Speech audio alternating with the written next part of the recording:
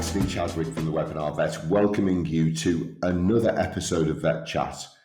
I am super excited and super honoured to have not one, but two authors of a very recently published textbook that we're going to be talking about today. So, first of all, welcome, Anne and Andrew. I will put the book up for those who are watching as a podcast rather than a podcast. I'm showing you the Veterinary General Practice Casebook, Companion Animal Clinics. I've had a little skim through it over the last couple of days since it came, and this is an amazing book. And I'm kind of wondering, have you copied an idea, or is this an original? Because why has nobody ever thought about this book before, Anne and Andrew? Well, I can answer that one, and the answer is someone did think about it before. And you might even remember this book, Anthony. When I qualified back in '92, I emerged from vet school full of knowledge and suddenly found that it kind of wasn't immediately accessible in the practice situation. I was aware I had this knowledge, but I couldn't access it and use it.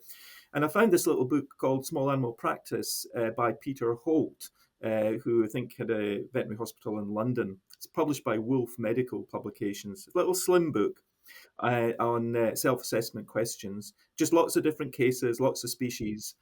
And that little book really helped me get a grip with how to make the knowledge usable and how to think through cases. And there was a quote in the beginning of the book. I've still got the book at home, actually. Little green book. There's a quote in the beginning. It's from Thomas Hardy, and it said, "The secret to experience is intensity, not duration." By which I meant that it's how you apply yourself rather than just sort of number of years. And I think that was the idea that Holt had behind writing this little book, that in a concentrated way, by doing lots of different cases, you can develop the kind of skills that are clinical reasoning and so on that allow you to handle any case by working through a variety of cases. So it was done before, but of course these types of question and answer books now are nearly all discipline based. So it's dentistry, it's ophthalmology, it's dermatology. But in general practice, of course, you're doing ophthalmology 1 minute, orthopedics the next, oncology the minute after that. So that's why we jumbled it like that, and we've made it about general practice, and that was the idea from way back from Peter Holt's little book. And I would just advise people who are not aficionados of LinkedIn to join immediately, because Anne has posted a beautiful photograph of herself dressed in the cover of the book. I mean, explain, Anne. Well, it's not often that one writes a book, and I felt that the occasion had to be marked. And I asked our head of school if we could have a local launch in Sydney, because the marketing budget didn't extend to international launches or private jets and those sorts of things. So we had a local launch, and I thought, well, we might as well make that a memorable occasion. So hired a piper to play the bagpipes in honor of Andrew, because he's from Scotland, and our work together. And we had cakes with some of the pictures of the patients in the book printed onto the cakes. And then we had a veterinarian who was also a florist in her spare time, Dr. Edelicia Lopez, made a huge bouquet full of plants that were all toxic to dogs. And we put that on display with a quiz, how many hazards can you identify here?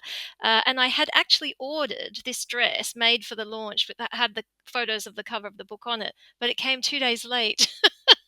So I couldn't wear it to the launch. But I did decide to wear it in front of some prominent landmarks and casually just read the book whilst being photographed wearing said dress. So timing is everything, isn't it, Anne? 2 days late, but it still looked amazing.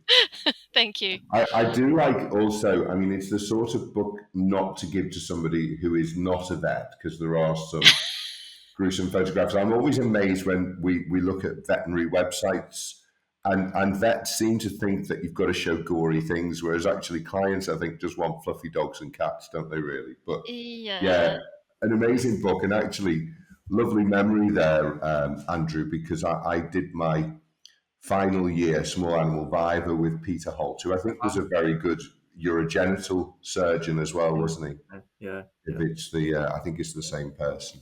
Yeah. So yeah, and I think I vaguely remember that book as well. So Yeah. Yeah, it's very much then in keeping with my methodology and ideology of life, which is all around R&D, rip off and duplicate. So well done. Yeah, but the thing is that that book from the 19 whatever it was didn't have recipes in it, which ours has. Yeah. Yeah, We I put know. recipes in It's a ours. cookbook. It's not a case book. It's Yeah, a cookbook of that's it. general Yeah, practices. the Veterinary General Practice Cookbook. That was another title. We didn't go for that one. We decided I'm Casebook was better. I'm very excited to have you both on, and I've got a bit giddy because, of course, we've launched right into the conversation, and people are going, who's Andrew Gardiner, who's Anne Quain? So, Anne, if you want to introduce yourself first, just a bit of history. We obviously have picked up that Antipodean accent now, and you've given a few clues already, but perhaps if you can just fill out the story a bit for us. Yes, well, g'day. I'm from Australia. I'm a veterinarian of 20 years experience, so it's my 20th vetiversary this year. I graduated from the University of Sydney in 2005, and I've worked in small animal practice as well as academia, but always worked in small animal practice. And I just love it. I love it so much. And uh, one of the areas that I'm interested in I research is animal welfare science, ethics, and law. And I did my PhD in that field. And through the European College, I met Andrew at a conference in Berlin and thought, wow, what an amazing person. I'd really like to work on a project with him. So I was very fortunate that Andrew emailed me about working with him on this book. So over to you, Andrew. So I'm a little bit older. I qualified from Edinburgh in 1992, and then went straight into general practice and worked in a variety of different places, animal welfare organisations, Blue Cross, PDSA, private practice, and emergency clinics. I did a certificate in small animal surgery when I was at the Blue Cross, mainly in orthopedics.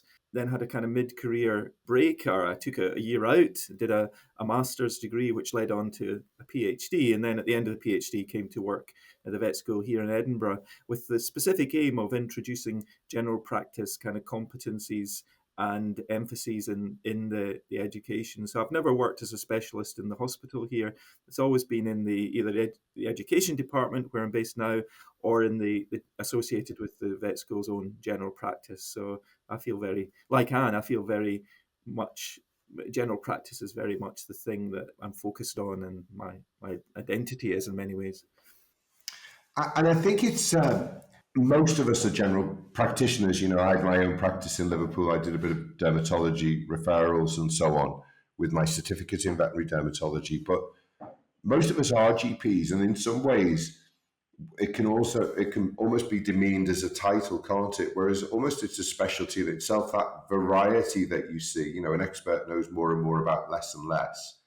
It is so good to have that variety. And I think something you said before, if you have a good way of approaching cases, you can approach pretty much anything, can't you, on first principle basis? Yeah, I think so. You have a method, a way of approaching any case. And of course, it's things like taking a good history and doing a good clinical examination, but also a kind of a strategy that you can approach. And if you develop those skills at an early stage, which is what the vet schools are trying to do, then you can use them on any case, and actually, I think on any species, because it's very generic, that way of looking, that sort of clinical gaze, if you like, of how to unravel a complicated situation. And you don't have to. You can look up a book for all the detailed bits, but actually the approach to it, of how to make sense of it and think your way through a case, that's fairly generic. Although it is quite hard to teach, and people have generally got that through experience, which can be quite a painful thing as well. So we're trying to kind of give a shortcut, I suppose, and our contributors in this book, with lots of our 30 odd contributors all bought into this idea and used their experience and expertise to help us. And that was when Anne agreed to join in this, and it opened up a whole new area of contacts, all Anne's contacts in straight, and she's got a lot more contacts than me generally, but that suddenly transformed the book from this sort of little idea to what we feel is something a bit better. Yeah, it's really special. And just your comment on that whole idea of, do you think we can call GP almost a specialism, or is that incorrect?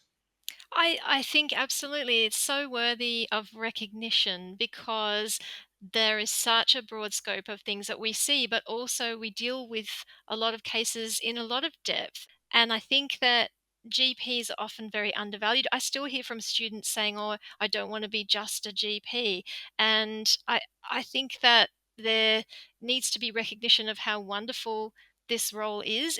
It's actually very rewarding. One of the things that the bits of feedback that I've had so far about the book from GPs is they love the fact that instead of being set out in body systems, it's each chapter is set out like a list of appointments for the day, and it's like they go to work and they can completely relate. And the things that those animals are booked in for aren't necessarily the problems that the animals have. There's not necessarily a match between the appointment schedule and what's actually going on. So it was really fun to play with that a little bit. And I think GPs need a lot of recognition for the huge scope of things that we do every day. And obviously, I know a little bit about Edinburgh, less about Sydney, but I've been really impressed with Edinburgh's approach to, really placing GP front and centre, because, I remember when I was at Liverpool, and it was very easy to get, you were going into the small animal hospital and you were seeing referrals. So you were seeing all sorts of more weird and wonderful things. I know there's a big department, Adam, one of my friends as well, who's very much concentrating on how do we turn out vets who will be good GPs, because we have an issue, certainly in the UK, of people leaving the profession very early. I notice in the book, you also talk about well-being and things, which I think is really useful as well. So is that something that Sydney's looking at? Is that something that's got, down under as well, that whole idea of maybe supporting GPs more in that academic training in the first 5 years? Definitely. And in the Sydney School of Veterinary Science, we've got a really strong primary care department so that students are exposed to what we call primary care or general practice cases all the time. And I think there's a recognition by all of the veterinary accrediting bodies around the world that we need to make sure that students graduate with day one competencies in general practice, because that's where the vast majority of veterinarians who graduate will go to initially anyway, and they really need those skills to thrive in that situation. So I remember when I went through uni, we had a wonderful, wonderful surgery lecturer, uh, the most outstanding female surgeon, Professor Geraldine Hunt, who was a spectacular, unflappable surgeon. And she said, I can talk to you about spays, or I can teach you about open heart surgery.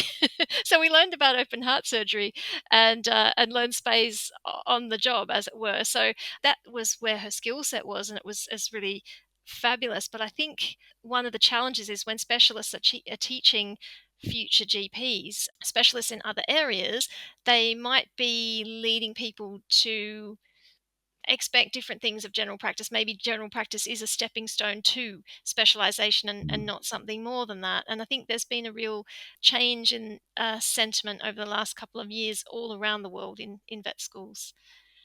Fantastic. And as I say, Andrew, I know one of my Liverpool vet friends who supports Liverpool Football Club, Adam, came down to see me also in the department. So it's something that Edinburgh's putting a lot of resource into as well, isn't it?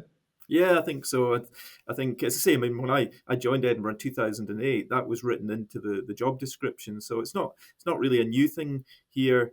One of the big things I had to do back then was establish some dentistry teaching. There'd already been some input, but they wanted to expand that, recognizing, of course, that dentistry, through a sort of weird historical quirk, has never been included in veterinary education, but actually is one of the commonest things you see in practice, and is very important for practice, finance and economics. And it's a great win-win situation. There's all that disease out there that needs treated, and the animals feel a lot better afterwards. But there was this weird gap where vet schools weren't actually teaching it at all. And so that's an example of where the general practice competencies, there can be a kind of disjuncture between that and what we're teaching students. So yeah, that's I think I mean all the vet schools are doing good stuff on this now, but we have had quite a long-standing interest in it here, and Adam's position is quite an unusual position, I think, in a veterinary school, a professor of general practice. There was a similar one at the RVC, but hopefully that will set up a trend for other vet schools to follow. And of course, there's nothing more satisfying than taking a dog who you diagnose in the reception area because of the stench that's coming towards you, and people going, oh, but I really don't want to anaesthetize this little dog because he's quite old and he may not make it through the anaesthetic. But I mean, certainly now as I get older with a bit of experience of toothache, how painful that can be. Oh, horrific. These are dogs that come back, and the owners sort of suggest that you've been giving some miracle drug to make the dog 5 years younger. It's They are amazing. some of the most satisfying cases you can see, aren't they? They are, yeah. But also, people have had an aversion to it because they've not been taught about it at vet school. So it's perceived as difficult. It always takes longer than you think. It's always worse than you think, and it's associated with frustration and difficulty. But I think generally we're getting better now at properly assessing these cases, being realistic. This might be 2 procedures, might even be 3 procedures, who knows, in order to give the right sort of treatment for the case and not kill yourself in the process by doing 4 or 5 hours of trying to extract all these teeth. That's the kind of what general practice is, making those complicated decisions. And we felt that very strongly, that it's translating those sorts of ideas into everyday reality in the clinic. And we've got quite a few dental cases. I was going to say it though, Anne, air drills make it easier than hacksaws. They do. You might be too young for hacksaws. No. Oh no. I've used it. Yeah. Seen them done. We actually had to in 2005. We, as in the student body, that our cohort flew a dentist from Queensland to New South Wales to come to our vet school to give us a single lunchtime lecture about veterinary dentistry. So, absolutely agreeing with Andrew's point about the under-teaching of that. The nice thing about our book is we've got some lovely contributions, dental cases, including one by Dr. Christine Hawke, who was one of the first veterinary dentists in Sydney, to promote dental x-rays and addressing this chronic pain in dogs' mouths. But we've also got a beautiful case by Dr. Louisa Johnson about occupational hazards associated with dentistry. And, there's quite a lot of them, and they need to be addressed as well so that people don't hurt themselves when they're doing these massively long, large dog dentals. I think the well-being side is really important, because there is a challenge, isn't there? If you get to the end of the day and you go, I forgot to eat or urinate today, that is not a good sign, in the long term. If it's an occasional day, we all live with that. But if it's every day, then it's why people burn out and leave the profession, isn't it? It is. And although we don't have a case on urination in this one, we'll put it in the second edition. Yes, thank you. I just remember to acknowledge me in the acknowledgements as well, Andrew. Oh, you can write the case. I worked at a practice where they had a sign on the back of the toilet door, like a urine chart, and what color is your urine? And if it was like really dark, it said you have to have X glasses of water. So that could be good to include. Actually, people do that. They do get dehydrated, and you're busy, and you don't have lunch. And it just goes on. And so the well-being bit and the recipes seems a bit quirky. The reason we wanted it all mixed in amongst the clinical stuff is because that's where well-being should be. It's not a thing you do at the end of the day. It's actually it should be right the way through it. And we felt pretty strongly about that, and that was why we went with that. So hopefully it gives that message. And I think I'm going to make a judgment, wearing dresses that look like your book, that there is a bit of quirkiness in there, and quirkiness is good.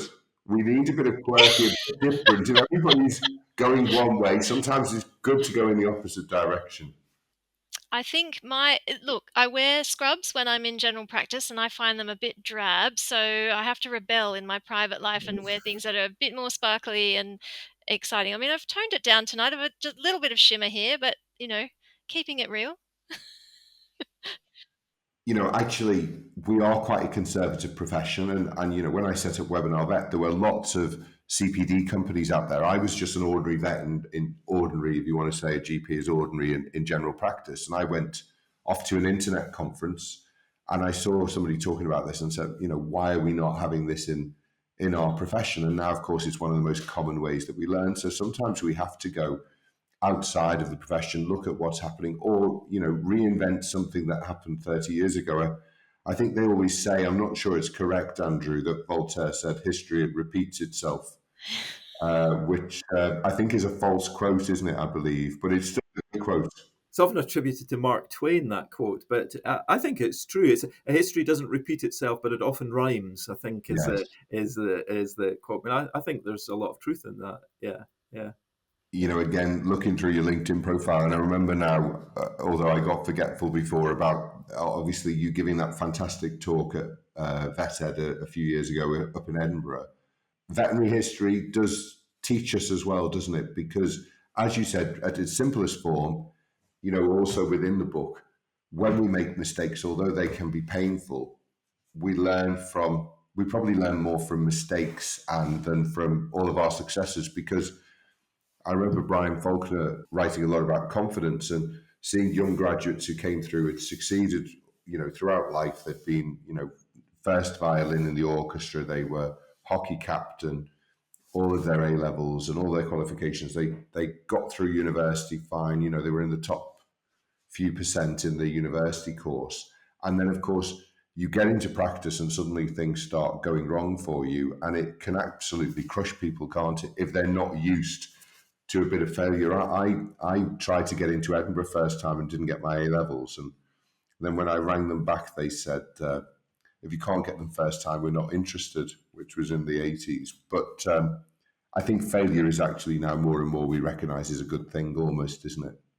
Yes, it is. I think that we have deliberately incorporated some mistakes in this book, as in cases covering when things go wrong. There's an early case based on a true situation where I picked up a drug with one particular name that sounded very much like a drug with another Yeah, particular name, I saw and I that. should have given the different one. And that was really terrible because the drug that I was meant to give the animal, oh, I don't want to spoil it too much, but anyway, it had a very dramatic and profound visual effect on this animal. And the owners were absolutely shocked and raced back into the clinic and thought that I had killed the animal. So they were understandably beside themselves. And that was a really shattering experience. But I learned a lot from that. And those are the sorts of experiences that you can share and they will help other people. There's another case in the book, and I won't spoil it, but it involves a really nasty complication that can occur, is known to occur, has been documented, and has chronic effects and is visually quite upsetting as well. So we're not hiding from that. We're trying to give people some cases to reflect on, to think about how they might manage those kinds of situations, because general practice is humbling. You cannot do everything Yeah. absolutely correctly all the time. You can't. You're not making decisions with the full picture a lot of the time. Sometimes your decisions are based on probability, and you make a wrong judgment, and that needs to be acknowledged. Our veterinary board in New South Wales, we have the veterinary registrar come and talk to our students, and he says the board doesn't expect perfection. What it does expect is people to learn from mistakes and to proactively try to prevent them, but ultimately to learn. And I Yeah. think that's an important reminder for all veterinarians, general practitioners or specialists. We all are going to make errors. So we haven't shied away from that in this book at all. Yeah. Do you want to add anything to that, Andrew? No, I think those cases, I feel there's quite a few of them like that, and inevitably you think, oh yeah, I've been there. I've had a similar experience to that, and that was one of the great things about getting these cases from the cross section of our authors. You would realize, that yeah, there is this commonality of experience, and the book to me was quite an empowering. I mean, I've been qualified a long time, but it was quite an empowering thing because I've never really been in a situation where it's like people are sharing their cases. Vets love talking about case anecdotes and that. Here they're sharing them in quite a detailed way because they're really drilling down into an aspect of it that they feel was important. Sometimes, as Anne said at the beginning, it's not what the case header, which is meant to look like an appointment scheduler, is about. You know, it might say stitches out, and then the dog comes in and there's something else going on, or what, you Yeah. know, and practice is like that. So I think learning from that, learning from and reflecting on our own history as vets and the cases we have seen and remembered from years gone by. Sometimes some of these are cases that have been dug out because they've stuck in someone's head and they want to kind of give them an airing. That's been a very enjoyable and humbling and educational thing for us as editors of the book, just to get involved in that. And it's fantastic, I think, and yourself there personally talking about things that have gone wrong, and quite terrible things, and being vulnerable about it. And so other people realize it's okay to be vulnerable. I've done a few talks at universities, and I start off with the students and say, there were 55 in my year, and as far as I'm aware, nobody's been struck off. You're not going to be struck off for doing something wrong. You will be struck off for lying on a form. Yeah. There's a couple of other obvious ones that I'm not going to discuss on the Covering up. podcast, but there's a few. Yeah, covering up Covering mistakes. up and things. Yeah. Yeah, exactly. And I talk similarly about a case, fairly early qualified in my career, first year or so, and I was, a cow with a big abscess on its cheek, on its sort of jugular area, and I put a scalpel blade in. It was all coming out really lovely. I just thought, oh, I'll give it another poke, and of course, I went through a major vessel and killed the cow, and that was catastrophic for me. But I wasn't struck off, and I learned to be, less cavalier with a scalpel blade, and it was a horrible thing, for me, for the animal, obviously, for the farmer, but I'm still a vet, and I think sometimes, especially for young vets, there is that fear of almost, I don't want to do anything because it looks like a difficult case, I'll refer it, whereas actually we will make mistakes in case. I remember a dermatology case where I thought it was just a cat with flea allergy, and then when I delved further, I discovered that actually it was itching or licking itself compulsively because it was hypothyroid. But I didn't get that right in the first consult. It took a number of weeks to get to the truth of that, and that's part of the journey, isn't it? Obviously, having a scientific approach, not being too empirical, but we will miss things and hopefully catch them, or they go somewhere else and somebody else catches them for us, but then we learn from that case that we've referred rather than we abrogate responsibility for it by referring it but not learning from it. Yeah, and referral might not be an option because geographically you can't do it, because financially you can't do it, or some other reason. And we're certainly aware of that. We mentioned that in the introduction to the book. Of it's to do with the way veterinary medicine has developed and specialised, that it changes the landscape a little bit from, say, qualifying and working in the 80s and 90s. And there's sometimes a sense of that general practitioners maybe aren't allowed to treat or shouldn't treat this because too much could go wrong, or and it's a difficult, that relationship between specialism and general practices. I mean, it's the same in medicine, isn't it? It's quite a tricky thing, but it can mean that people are very hesitant about trying to help. The whole contextualized care debate is really interesting in that regard, because it's kind of surfacing all that and allowing us to think about that and talk about it, which is a really good thing. Yeah, you've just stolen my thunder there. This is now the key word. I don't know. I'm presuming it's down under as well, contextualized care. So what's going on down under with contextualized care? Have you brought it in, or has it sifted down to you? Which way has it come? Has it come from down under or from up here? It's probably sort of come in from North America, if you like. Along with spectrum of care, contextualized care is something that, depending on who you talk to, some people will say, well, actually, we've been doing that forever in the veterinary profession. It's just been branded this way now.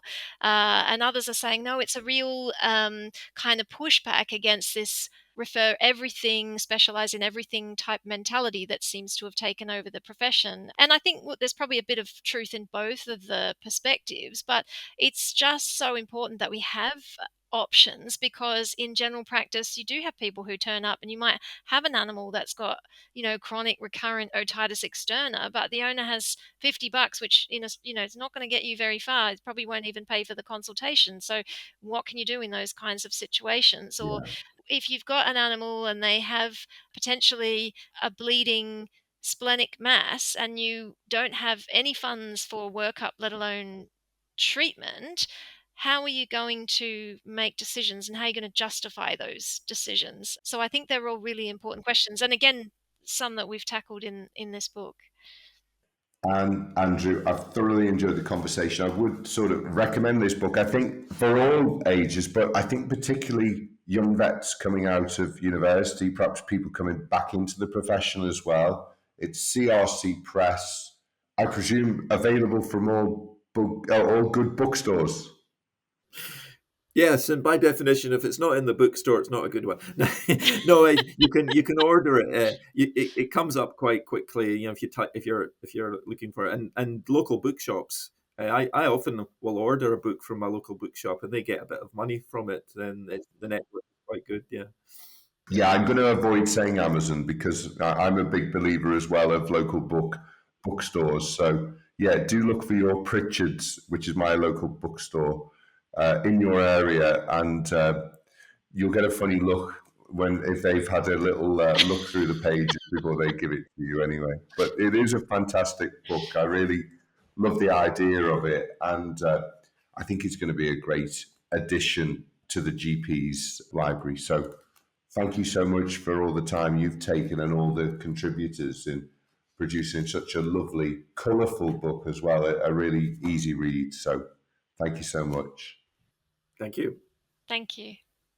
Thanks everyone for listening, and hope to see you on a podcast or a webinar very soon. Take care and have a great rest of the day. Bye-bye.